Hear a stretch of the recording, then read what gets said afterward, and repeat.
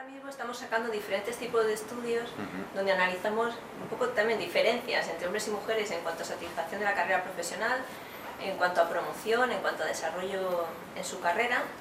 Y bueno, hay diferencias, ¿no?, significativas en cuanto a niveles a los que llegan.